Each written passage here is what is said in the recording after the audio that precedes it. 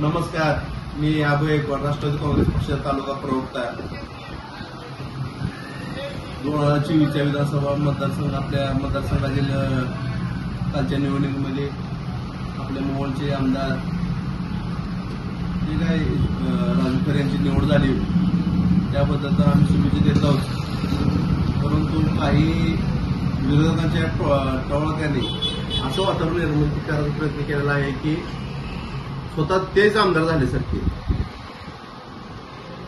परवा दिवशी जे मोहोळमध्ये शहरात बॅनर लागले ते वंचित बहुजन आघाडीचे जसे काय आमदार निवडून आले सगळे रमेश बारांनी त्यांनी स्वतःचे बॅनर लावलेले आहेत व राजू खरे यांनी त्यांना शुभेच्छा दिलेल्या असं त्या बॅनरचं अर्थ आहे. जनतेला बघताना असं दिसण्यात येत आहे की रमेश बारसकरच मोहोळ तालुके आमदार झाले ते किंवा खासदार झाले ते जिल्ह्याचे असं त्यांना वाटत आहे. परंतु मी त्यांना सांगू इच्छितो की आपण आमदार नाही, आपण इथं पुढे नगराध्यक्ष होऊ शकणार नाही. आपण मालकांपाशी 3दा जाऊन आलो या इलेक्शनमध्ये, आपल्याला पक्षात घेतलं नाही आम्ही सुद्धा.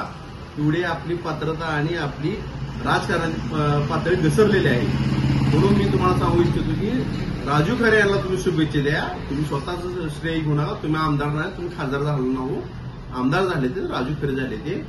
आणि तुम्ही जे काल बाईट दिलेले आहे की यशवंत माने यांनी कार्यकर्त्यांना संबोधन करत असताना त्यांनी सांगितलेलं की मी कुठेही जात नाही, मी इथंच राहणार आहे आणि आमदाराला पुढच्या त्याची निधी काही मिळू देत नाही असं काही विषय होता तो.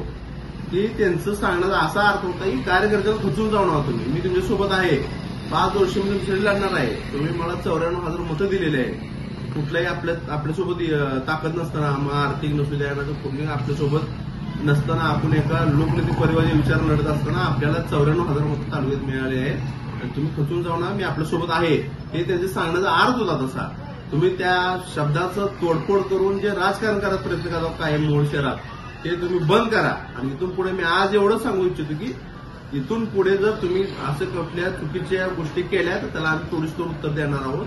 आणि जे काय तुमचे किंग मेकर असतील मोहोळ तालुक्यातील 10-15, जे काय तुमचे युवक नेते भावी नगराचे असतील त्यांनाही सांगू इच्छितो की तुम्ही आता मोहोळ शहराचा विकास जो पेंडिंग आहे तो करण्यावर भर द्या.